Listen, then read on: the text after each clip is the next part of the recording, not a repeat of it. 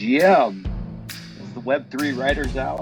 I'm CD Demisio, joined by my co-hosts Edward Carpenter, Cryptoversal Books. Rihanna Morgan's here. E.R. Donaldson just came into the house. We've got lots and lots of stuff for you guys today. It is October 3rd, 2023. I don't know if we have lots of fun stuff for you, but it's the Web3 Writers Hour, so that's fun. So let's talk story. Let's talk about books. I see Artemisia's here. Odd Writings is here. I'm just running through and adding everybody as we can. We've got Authored Style here. So good morning, you guys. How are you? Morning, CD. Doing well. Edward, thanks for waking up with us. Okay, so Rihanna, good morning to you too. Good morning. I'm so excited to be here. I love Tuesday. The best thing about the Web3 Writers Hour is you never worry about having to find a place to sit. That is so true.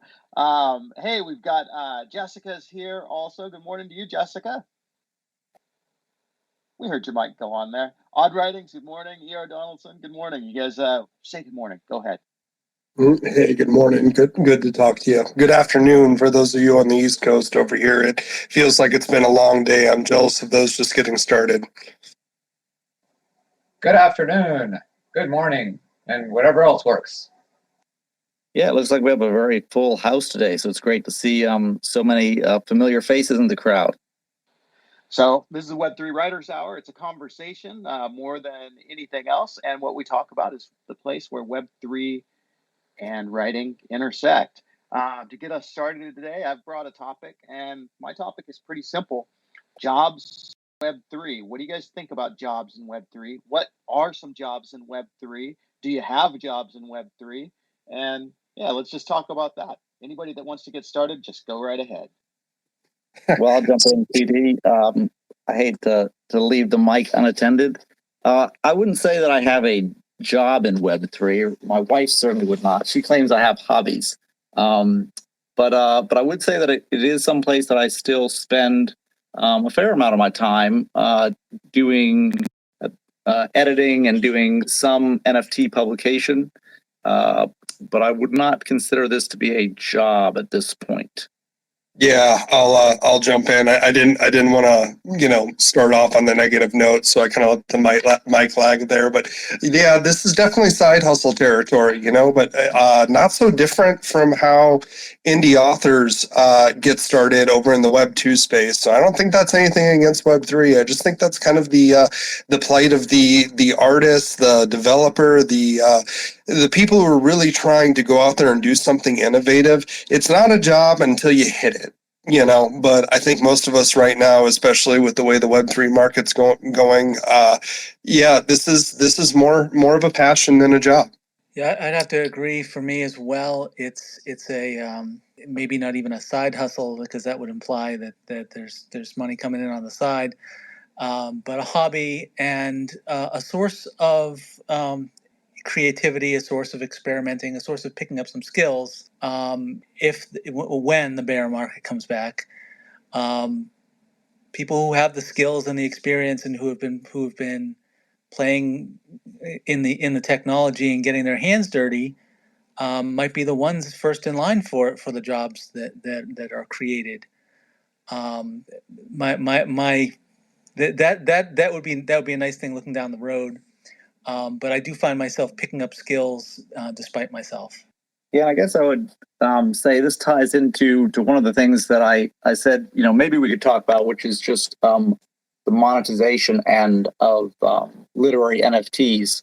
But what you said about ER, the fact that this was kind of like how indie authors get started, that was one of the things that kind of drew me to this space. Was I was in self-publishing sort of right back in 2012 timeframe, when Amazon KDP was coming out, and there were a few other options too. There was Smashwords and a few other things, but it coalesced pretty quickly around Amazon for ebooks, and then there was CreateSpace that got rolled into Amazon, Lulu. There was a few options for doing kind of print on demand and paper books, but you were much more limited in your options, kind of. That you had to go with something that was sort of established.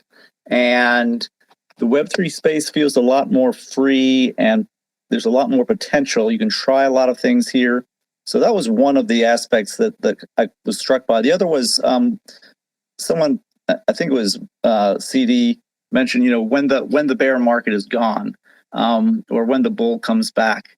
And it was really interesting because I was listening to Tim Ferriss and Kevin Rose talk the other day, and they mentioned, the first time that Elon Musk went on Kevin Rose's show, Tesla stock was $1.90.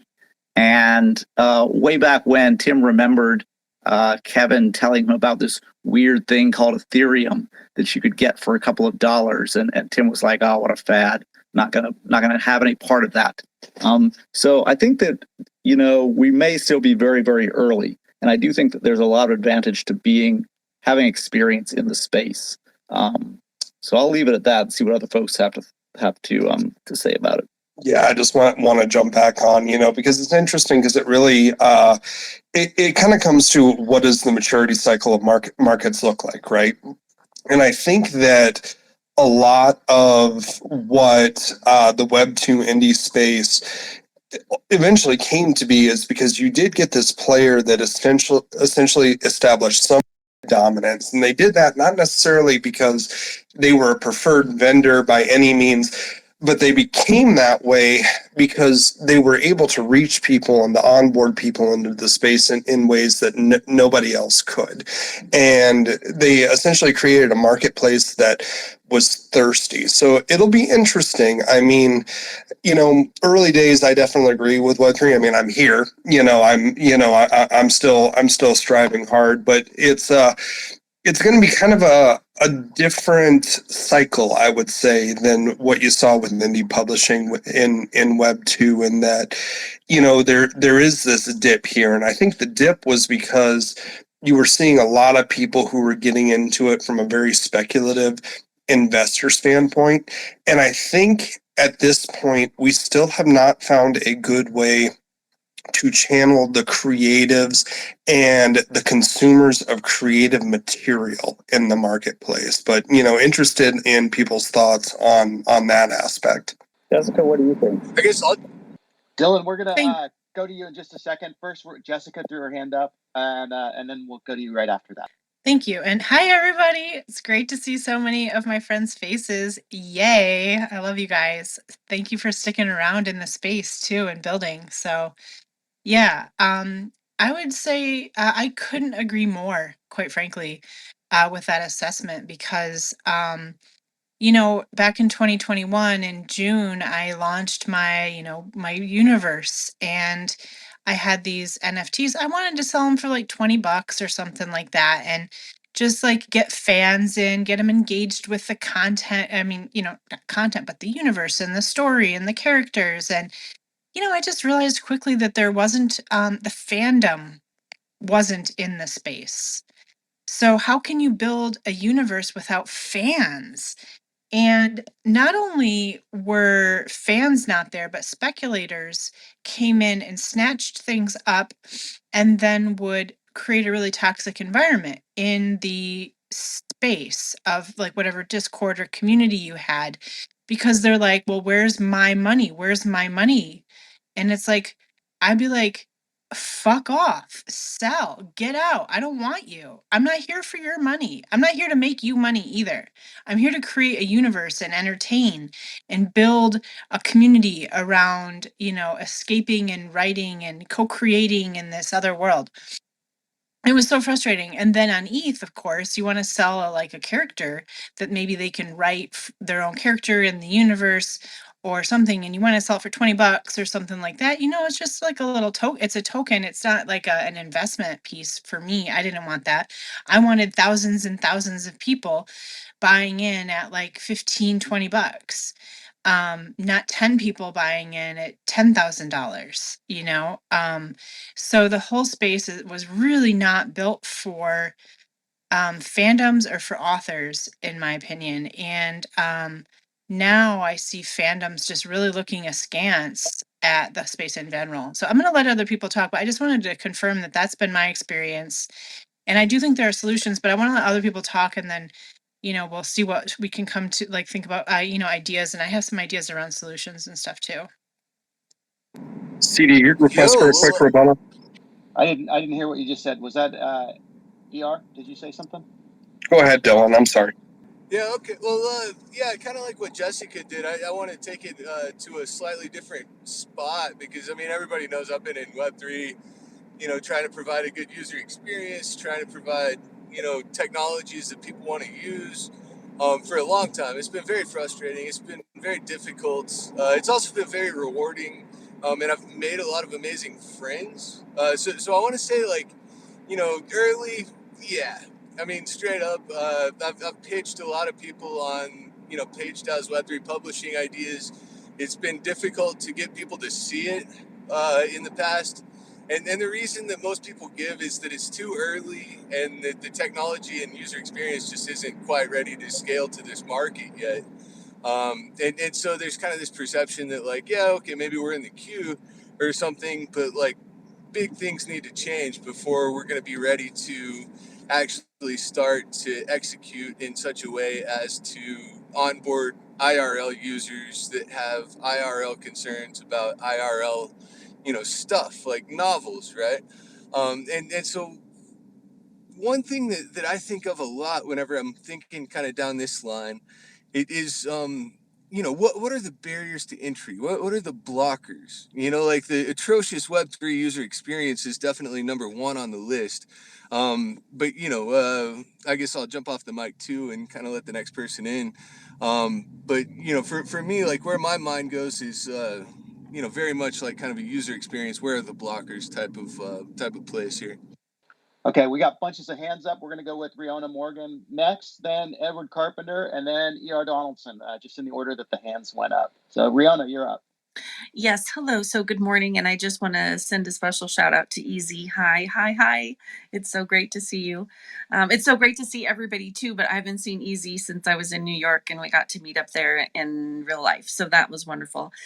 To talk about Web3 jobs, I just pinned something up in the nest and it's really interesting. I signed up I put like a mini profile together with this web3.career site, and every day I get some kind of email that says, oh, this company's looking for a copywriter, this company's looking for a social media manager, this person's looking, so that we can utilize our writing skills, our storytelling skills. And I am always blown away what is out there. It's not anything that I take advantage of because I'm loving where I am currently in my space, and money trickles in, so it's kind of nice to be able to see that happening. And I love that we're here early. I love that we're getting to build this writing community and this reading community how we want, and that we are all so passionate. I mean, I find that when you're in a situation where money is not the object, but what you're passionate about is the object, that builds a beautiful situation, and then money follows. And so I am so excited about that. But I wanted to share that Web3 job. I pinned it up in the space in case anybody wants to look at it and spend time doing that. So I just wanted to say I'm so excited to be here with all of you. And I am loving today and loving being here with you. So thank you for the opportunity. Edward, it's you. Yeah, so many things to kind of pivot off of with the last couple of speakers. The first one was that I did realize that during the kind of the cycle we've been in since I've been in the space, I have actually had what I would consider to be a job. And that was essentially, there was a project that was, I think they aspired to be sort of a, Magic the Gathering for Web3. And they had a white paper. They had some really good artwork. They had a good idea and a lot of motivation. And unfortunately, they sort of dropped their project right as the market collapsed. But when I got hired to essentially edit their white paper, and I did not actually do much lore with them, but I gave them some recommendations that they're on their world building just for continuity and stuff. I just looked at what my hourly rate was in the real world, converted that to ETH, and said, that's how much I'll take for doing what I estimated to be the number of hours required to, do the work they were asking. And basically got paid in tokens for their world, which I did sell and essentially, made the income that I would have made if I had taken a traditional writing gig. So I think that those types of jobs are there. And maybe that's not what we think of when we think about Web3 writing, is being hired by someone else to either edit their stuff or help them with world building or lore writing. But I think that those types of jobs are probably still out there. Rihanna, they may show up through that web.career or other places. You can find some of them organically. I think there'll be a lot less of them as long as we are kind of in this slump. But as things like gaming pick up, and I just, again, listening to Tim Ferriss, he's iterating the next version of Cock Punch, which is a silly name, but a very, very successful literary NFT drop at the end of last year, kind of this long form audio storytelling world building thing. But again, the world looks very different if you or me or Tim Ferriss.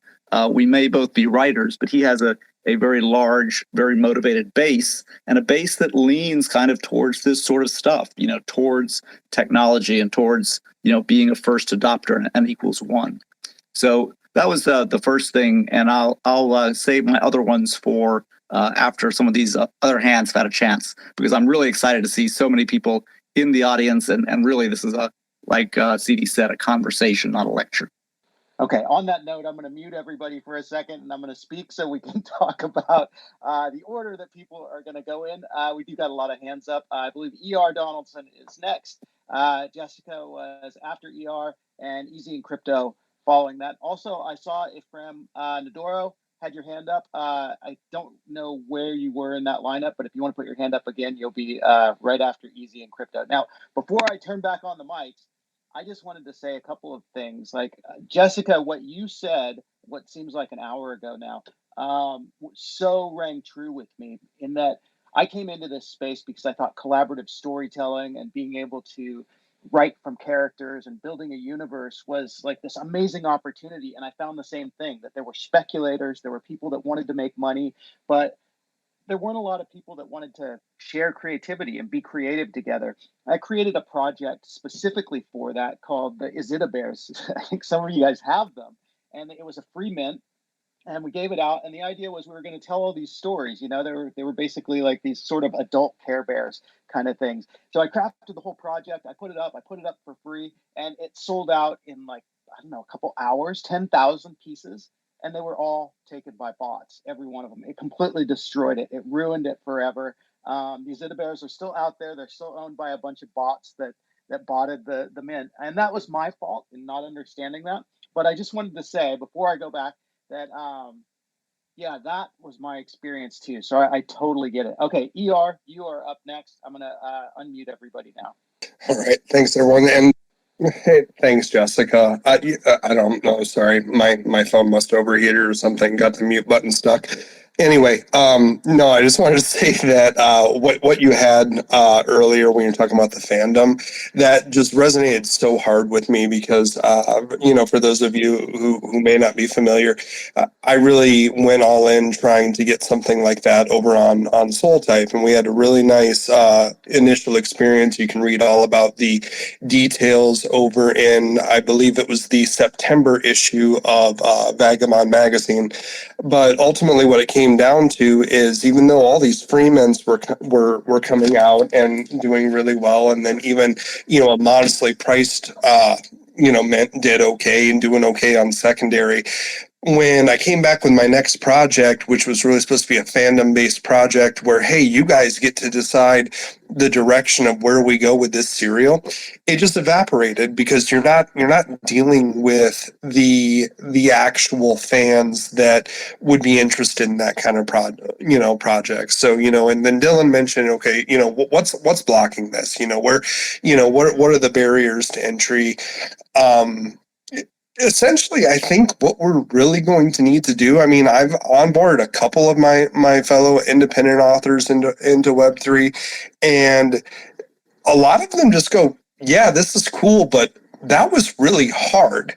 And I like getting on it as a fellow creator, but as your casual reader, this is a very difficult space to enter into, and that's where, going back to some of my earlier remarks, I think you're going to need like an Amazon Kindle, or a Kindle Unlimited to really disrupt things. And I think that's where you're going to see the true disruptors. And, the question was raised, I think it was by Edwards, like, do you need a base to succeed in this market? In this market, yeah, I would argue that you do need a base, because you're going to need the people who are very tech savvy, very already into the space. But I think the person who's really going to win out, or the group of persons and the people who are willing to put up and lose a lot of money, are the individuals who are going to create the thing that brings this to the masses. I think that is really where you're going to see it. All right, Jessica, you're up now. Yeah. So, speaking of, well, okay. So there's a few things I wanted to share. I want to get back to also like the Amazon idea and agreeing with ER. And then also another strategy that I'm working on, although not actively because I have other projects I'm trying to do right now too. But just as far as writing in Web3, as writers, you probably want to know what some opportunities are. So I'm going to just offer a couple of opportunities that are right off the bat here. Storyverse is looking for writers. They're not, as far as I know, immediately hiring, and I don't know what the terms are, but I know they're looking. So just if you want to reach out to them, that's a place to find. 2 Fiverr gigs are like, I found so much opportunity. This was like late 2021, where I was offering marketing and lore master and, services on Fiverr. But if you wanted to just offer like writing Web3 expertise on Fiverr as a gig, you might get some good things there. And I had success in Fiverr, so I would just like real quick say, you can get a couple people to give you reviews. It's a bit of a cheat, but it's a way to do it to get started. 2, start low price so that you're getting people hiring you, and then go all out for them. Don't if you're like $10 for an email, don't do a $10 email, do a $150 email, and they'll love you and give you a 5-star review. And you can raise your rates as demand grows. As long as there's no demand, whatever you're offering has no value. So just keep that in mind. So your job is to create demand and raise demand, right? So that's how it worked for me. I did really well. And so those are some ideas. Really easy to set up a Fiverr gig. It's free. So awesome. So, and then another option that I'm thinking that I'm going to be working on as a model for myself to grow a Web3 hybrid storytelling universe. I'm still sticking with my same universe I started with it back in June 2021, but I'm not gonna not the same name because apparently nobody can pronounce it. I'm just really good at that apparently, but like I'm not great at branding, I can tell you, but for myself. But so Lulu Direct enables you to upload and print your own book and set whatever price, and you get all the royalties. They just pay for you just have to pay them for, if you choose distribution through them, then you have to pay for the distribution, but like you can also just do printing, and then you literally all that they take is the printing cost. And you can set up your own store, and you can integrate it on Shopify with I think Third Web. And Third Web obviously is a Web3 company. You can set up your own contracts for NFTs and tokens. So then you can, and I talked about this in another time I was here, set that up with a rewards program. But also, like, that aside, I still think that's a little too complicated for people. You can literally do one-of-a-kind covers and have as many you can have one-of-one books and then have an NFT as an authentication. And so like when somebody buys the book, one-of-one book you can have one book printed with that cover, an edition of one. So you have a one-of-one book that is printed for one person. You can sell it for $500. And then you can sell like the like, whatever, the commoner edition or whatever, the normal edition for like $25 or 15 or $10 or whatever you want.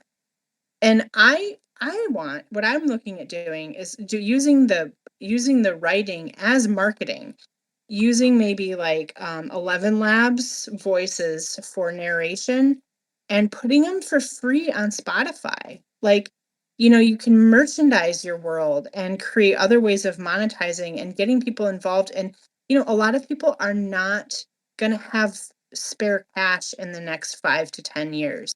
Like, it's really tightening down. Like, we had a big flush of money from like, what is it called, not remittances, the payments that the government gave everybody during COVID.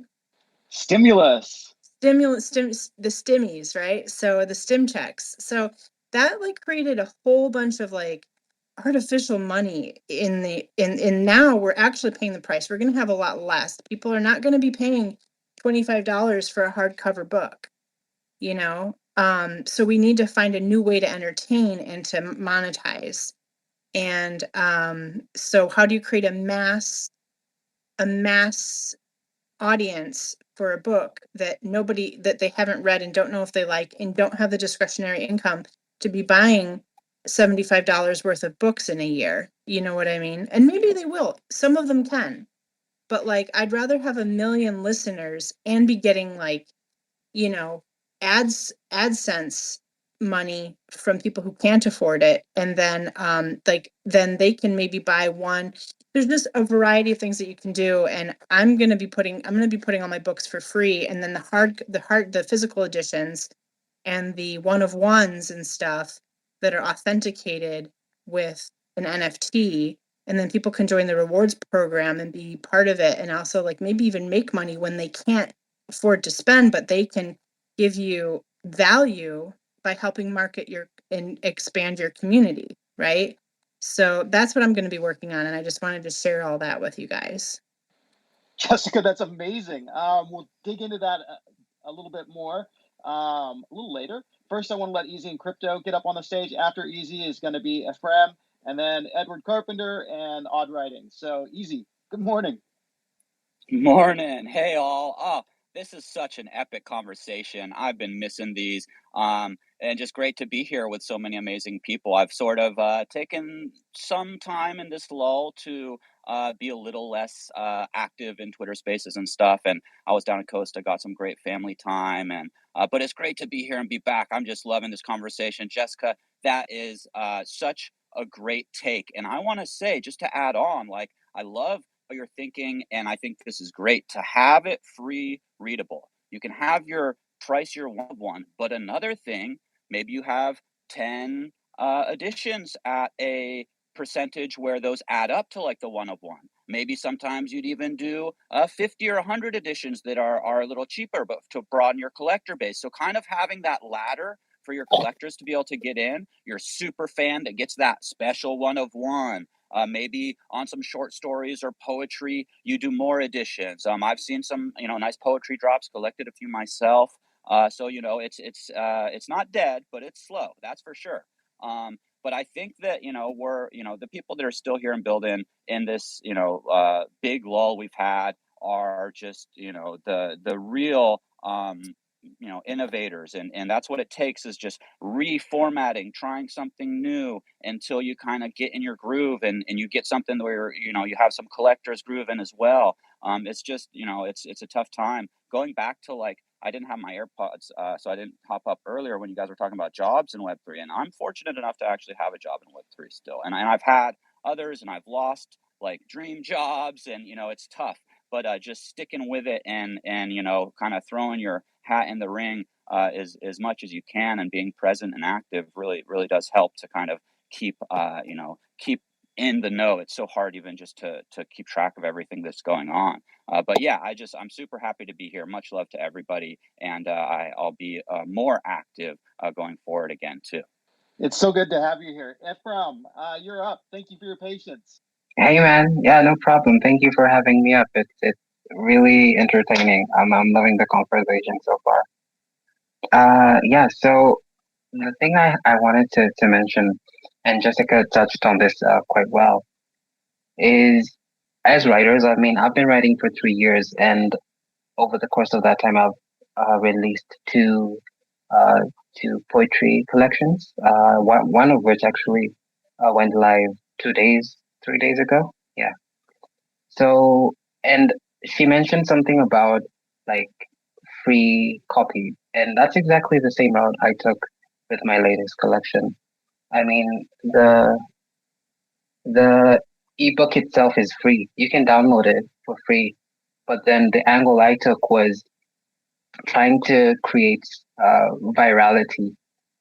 So I'm working on a challenge. Like it's probably going to be a TikTok challenge, most likely, because it virality is you know easier there, and perhaps even on YouTube and Twitter. Trying to beat the current world record for an NFT poem, which is currently held by a Russian British writer. Piece called her name is Hades, and that piece holds a value of what 500,000 USD. So I'm looking to do like a marathon. Every piece that is in that book, reading it, and of course I don't expect to okay. Let me not say that I don't expect to sell, but the creating stories around your work is very important, and these are the kinds of things that we might have to do as writers to catch the attention of the people that are not already in the space. First of all, I a few weeks ago I didn't know that such a record was there, you know. But that is something that a normal reader might be interested in knowing. Who and then who's this kid who's trying to beat it? Who even knows who he is? So it's an interesting dynamic, and at the very least, I look forward to having fun with it. So one interesting interaction, which is something I'd like to end my contribution on, is one of the people on Twitter was like, "Hey, I just downloaded the copy from your website, and you know what? I would have bought the hard copy in a heartbeat." And it had me guessing, going into my third book, probably by the end of the year, might even actually have to go back to Web2 and do hard copies. And perhaps what Jessica was talking about, where you can have one-of-one copies, uh, is something I would also like to look at, because I also miss having hard copies in my hand and being like, yes, this is what I've been working on for the past few months.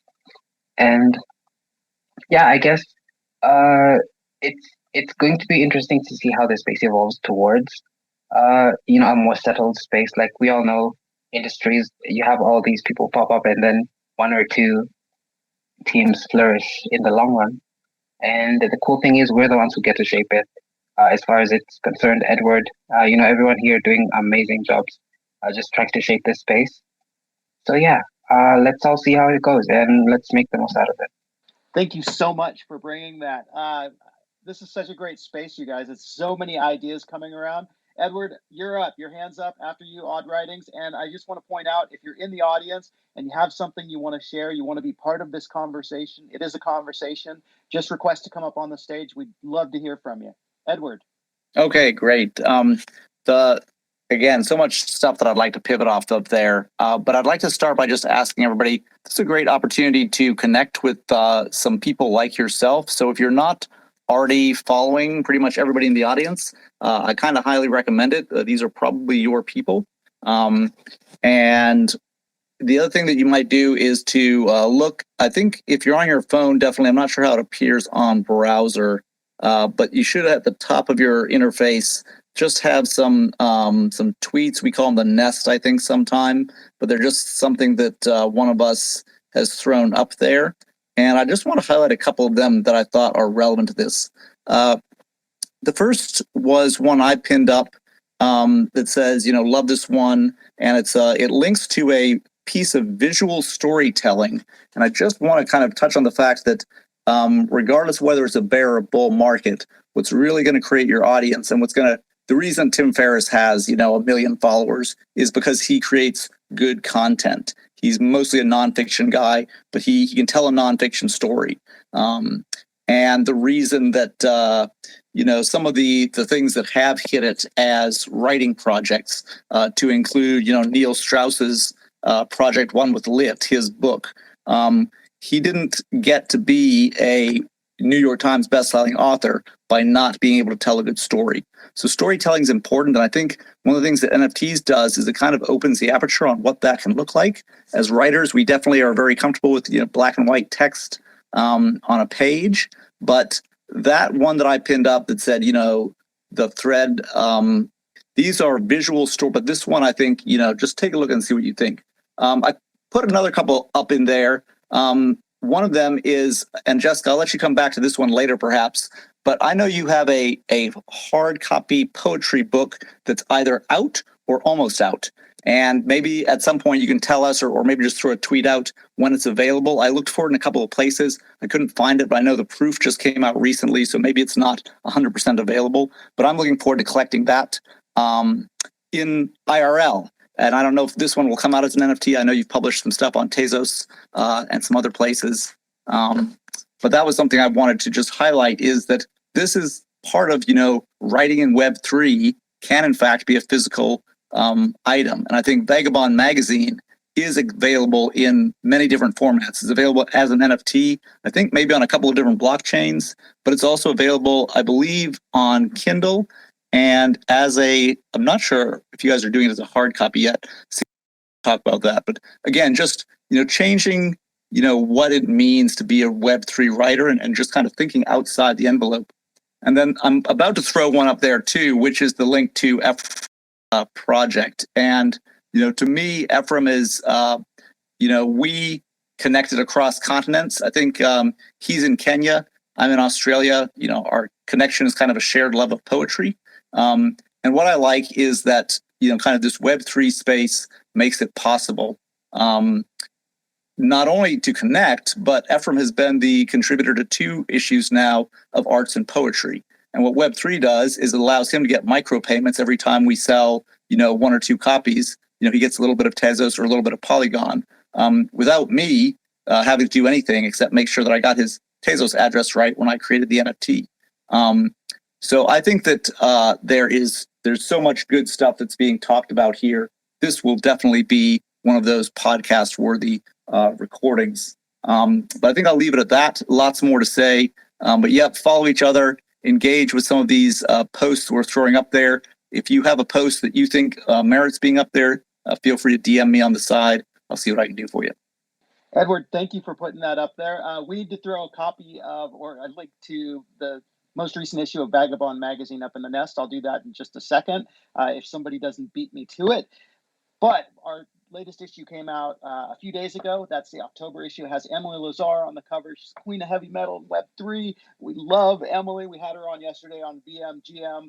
She is just super. So anyway, there's so much in that issue. We'll toss it up there. But to answer your question, Edward, we're not doing physical copies yet. Interestingly, I was looking at lulu.com, but because of the quality of the magazine and the size of it, if we were to do it on Lulu, it would actually cost right around $45 per issue for the hard copies. So we know that people love the magazine, but I don't think I'd feel good charging people $45 for it. So we'll stick with digital and blockchain for now until we find a better solution. Odd Writings, your hand's been up for a while. After you, Rihanna Morgan, you're up. Hey, thanks. So you guys can hear me, right? My little thing's not showing up. Okay, I assume you can hear me. I think I'm about to clear. Okay, good.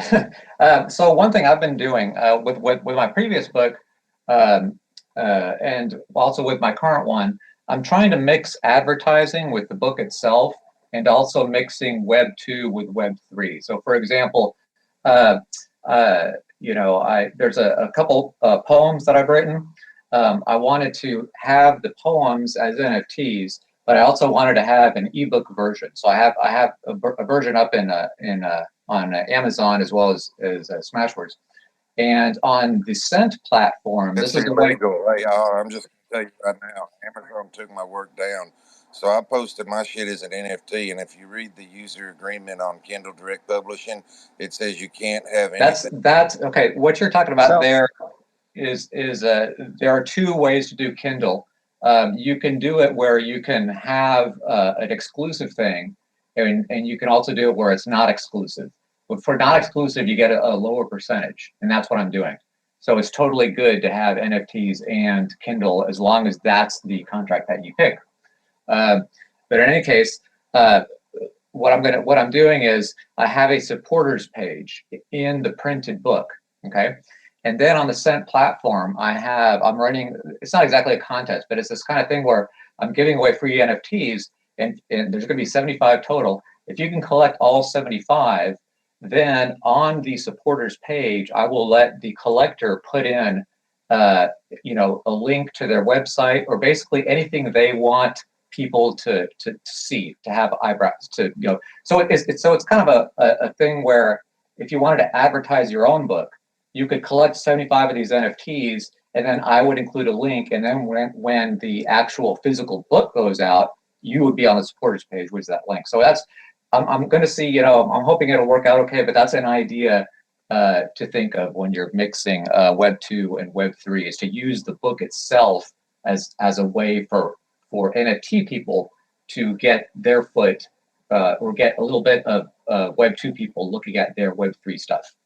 That's super. I've been following what you've been doing for a long time, Odd Writings, and absolutely love the innovation and the ways that you're taking it. Riona Morgan, I think you're up next, and then Bill, I see your hand there. You're going to be right after Riona. Yes. Hi. So I'm Rihanna Morgan, and I'm jumping in to say two things. One, I've been chatting with Sylvie on Twitter, and she's a longtime friend of Web3 Writers Hour, and she just wanted to send big love and that she'll be here for the next one. So that's one. And then two, I am listening to Jessica and Odd Writings, and I'm so excited to share a little bit about the project that I'm doing. It's sort of following along the same kind of lines. I have just released with my new publishing company, Whitney Morgan Media, a book entitled Celebrating Samhain, which is the celebration of Halloween in an ancient fashion. But more importantly, I want to talk about how I set it all up. And so it's published in Web 2. It's available everywhere books are being able to be sold. Barnes & Noble, Amazon, everywhere, all over the place, in print and ebook, and very shortly here with Audible as well. But I'm also stepping a toe into Web 3. I have 31 different covers of the book, and they're going to be available daily, on a daily basis, with Scent, as something that the collectors can mint. And then I also have a Shopify store that will be linked with Scent for people who collect, who can then purchase merchandise that goes with the book in honor of the book, inspired by the book. And so I'm trying to do this whole large, sweeping experiment with publishing something in Web 2, but also incorporating it into Web 3. And then I plan to have an NFT of the book itself. And so it's this great big project, and so I'm super excited about it, and I'm super excited to hear that Odd Writings is doing something similar, and Jessica's doing something similar, and I can't wait to hear how it all turns out, so that we can compare notes and be like, this was super successful, all of these things. Donaldson, I'm sorry, I didn't invite you. You're invited. There's so many amazing things going on with Celebrating Samhain. So I love you all. Thank you for an opportunity to chat, and I will pass the mic to Bill. Bill, you're up, dude. Can you get on? Hey, y'all. Thanks for hosting the space. Thanks for doing this deal. My name's Bill. Go ahead and give you a little 12-second background info on me. About months ago, I came out of the closet to my family, my friends, everyone on the internet, all my internet friends. And the support I've received from people here on Twitter has been overwhelming. So much so that I had a diary I'd been keeping. I used to be a marriage and family counselor, and I had a diary I was keeping, and I turned it into a book, and I published it. And I guess I should say, when I came out of the closet as a bull. Now, a bull is a man that makes love to another man's wife while her partner is giving consent for this to happen and most oftentimes in the room watching. This is my identity. This is my sexuality. So I actually wrote and published a book on this, and it's a story of my life. And I'd love to read y'all a little excerpt from it if you'd like to hear it. Bill, as much as I think we'd love to hear it, I just think that right now we've only got about 12 minutes left, and it's kind of going to disrail the conversation. So we're going to maybe save that for next time. I can finish it off in less than a minute. Well, go ahead, Bill. You got a minute. Guys, like I said, this is my story, the story of the past 15 years of my life. And I'd really appreciate it. And I really appreciate y'all for letting me read this. This is called The Bull Diaries. And I will jump straight to chapter 2 because chapter 1 is definition of a bull. Chapter 2, First Encounter, Tulsa, Oklahoma. I'll never forget my first encounter with bullying in Tulsa. I'd lived there for 2 years, finishing up my master's degree in marriage and family counseling, and one night my buddy from class, Chad, invited me for beers and wings at the local wings joint. Now, Chad loves football, and the Dallas Cowboys were playing, and Chad and I had known each other from class. He's my friend, so I agreed to go. I arrived at the wings joint, and I noticed Chad had brought his wife, Julie, along.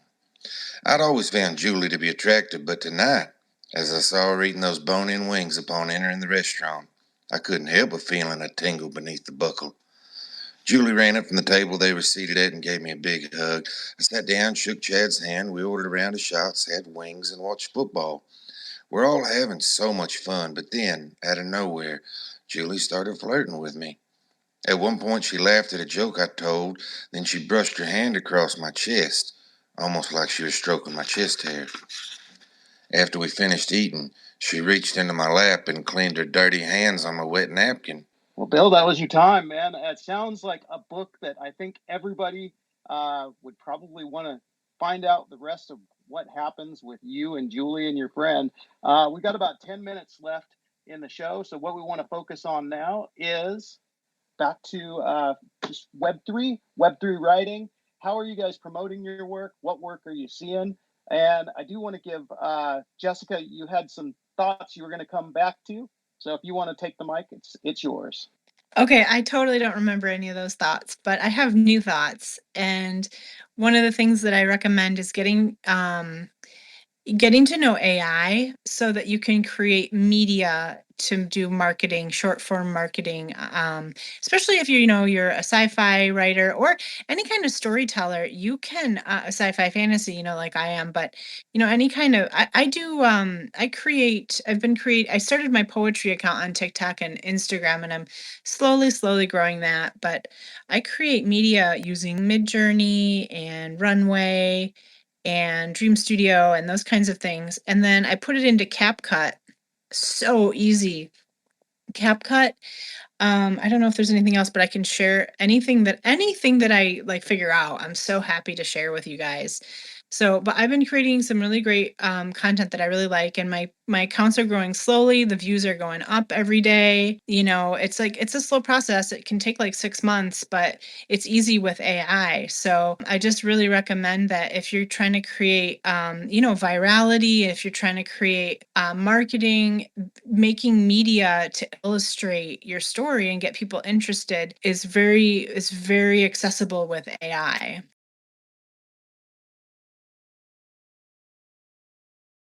Well, that's a good pivot into another option that I've used. There's a site, if anybody wants to make a note of it, it's murf.ai. It's a very relatively inexpensive and very easy to use way that you can turn your written word, your transcript basically, into AI narrated audiobooks. And they have a wide range of male and female voices that are quite realistic and that work in various languages also. You can raise the pitch, lower the pitch. You can kind of make the voice actors be what you want, and you can integrate multiple voices into one story.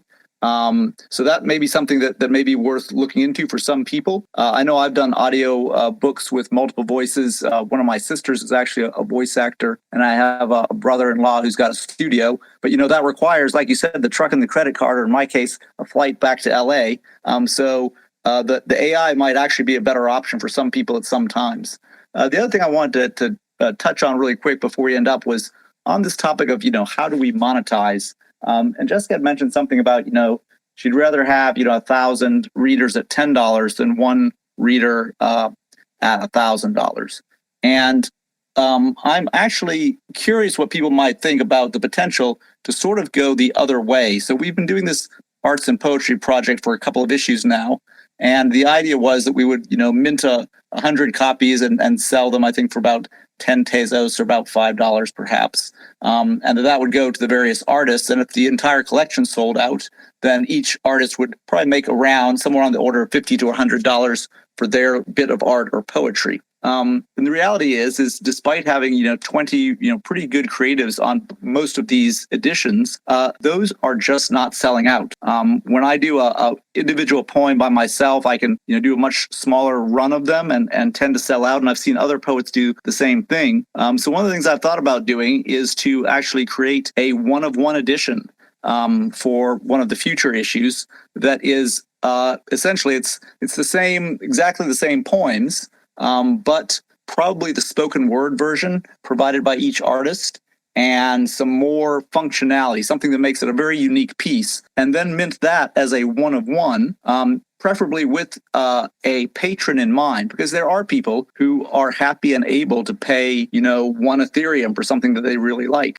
with the idea being that, again, the standard copy would come out with its usual print run of 100, but if some patron had bought out the one-of-one, those 100 copies would be made a free mint, and perhaps all of them would be gifted to the patron to distribute to their fan base, their friends, or perhaps it would just be made a free mint with a note saying that this is courtesy of, Cosmo Di Medici or, Punk 6529 or whoever had bought it out. So that was just a idea. I'm curious, what people might think about whether that's a good idea, bad idea, terrible idea, and whether you might find that it could in fact be applicable to something that you're doing in the future. I think my hand was next, so I'll go ahead. I really like that idea. I think I wouldn't put the two marketing options as mutually exclusive.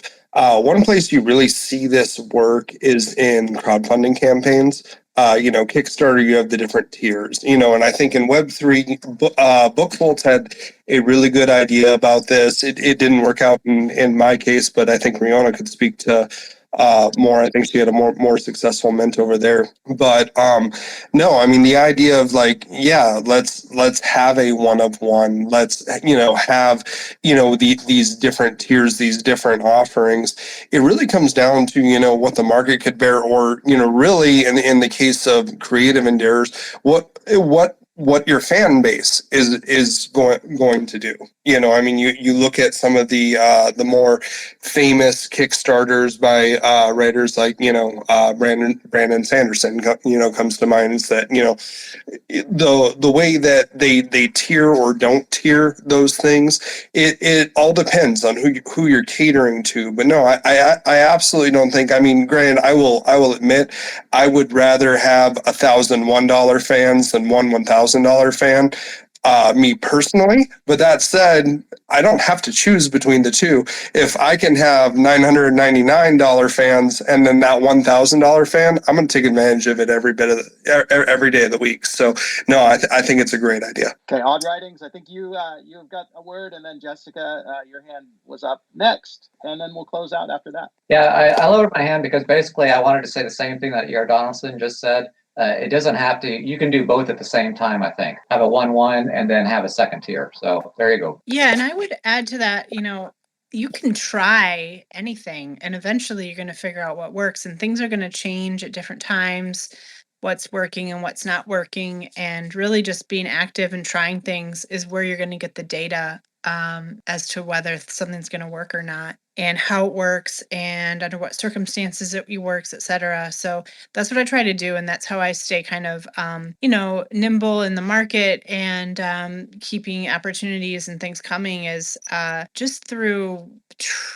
trying everything. And I'm sometimes throwing spaghetti at the wall is the way to go, and then taking the data, being data driven. Some people I see trying different things and it's the dumbest things, and I'm like, why the fuck did you do that? I told you it doesn't work because it didn't work 6 months ago.